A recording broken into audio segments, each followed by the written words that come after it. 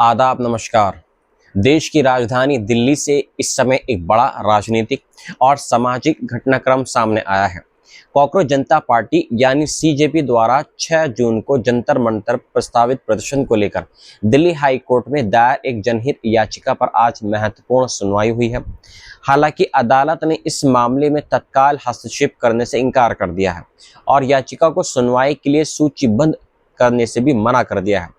इस फैसले के बाद अब सभी की निगाहें 6 जून को होने वाले प्रस्तावित प्रदर्शन पर टिकी हुई हैं, क्योंकि ये आंदोलन पिछले कई हफ्तों से देश भर में चर्चा का विषय बना हुआ है।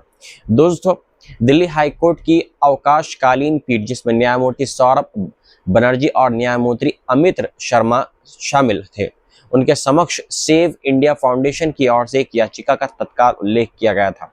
याचिकाकर्ता ने अदालत से अनुरोध किया था कि कॉकरोच जनता पार्टी के आह्वान पर होने वाले प्रदर्शन को देखते हुए कानून व्यवस्था और सार्वजनिक सुरक्षा के संबंध में तत्काल कदम उठाने के निर्देश दिए जाएं।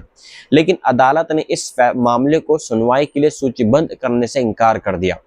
अदालत के इस रुख को कई लोग महत्वपूर्ण मान रहे हैं, क्योंकि इससे ये संकेत मिलता है कि फिलहाल न्यायालय ने प्रशासनिक एजेंसियों पर भरोसा जताया है कि वे स्थिति को संभालने में पूरी तरीके से सक्षम हैं।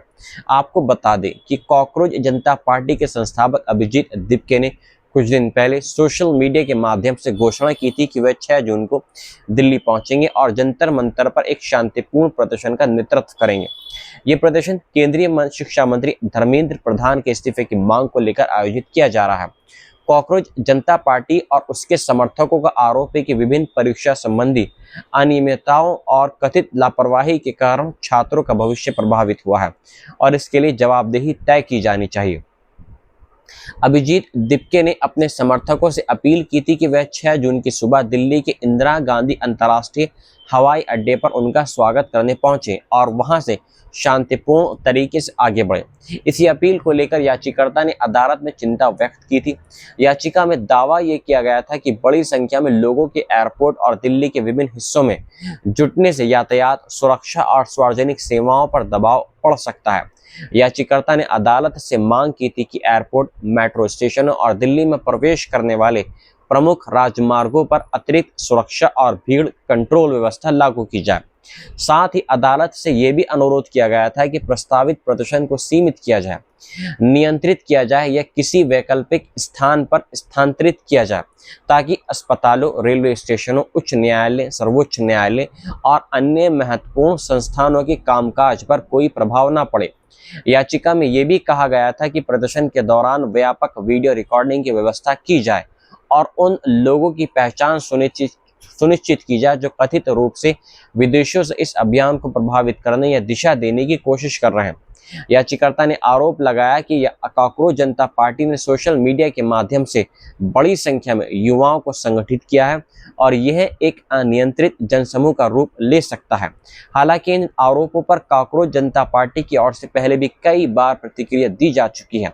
पार्टी का कहना है कि उसका अभियान पूरी तरह लोकतांत्रिक, संवैधानिक और शांतिपूर्ण है तथा वह केवल छात्रों और युवाओं की आवाज को मंच प्रदान कर रही है।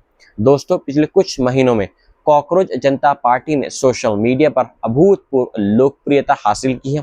लाखों युवाओं ने उसके अभियानों का समर्थन किया है और कई सार्वजनिक हस्तियों ने भी उसके कुछ मुद्दों को लेकर सहमति जताई है।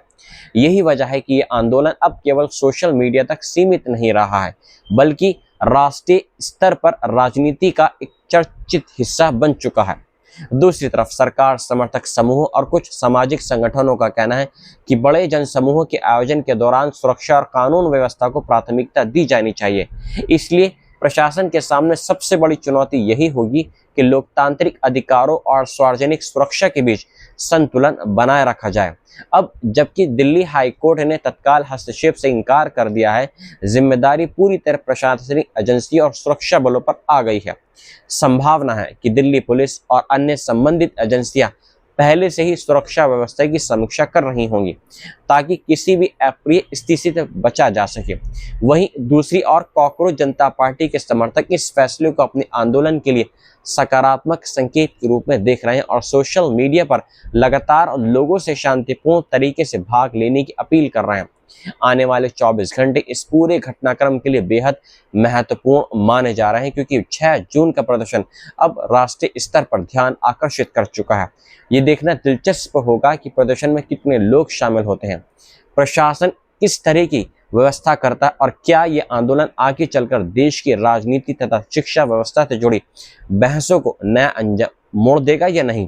फिलहाल इतना जरूर तय है कि दिल्ली में कल का दिन काफी महत्वपूर्ण रहने वाला है और पूरे देश की नजरें राजधानी पर टिकी रहेंगी।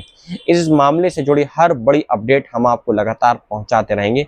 जुड़े रहिए हमारे चैनल के साथ में उज़ैर की आवाज़ के साथ। जय हिंद।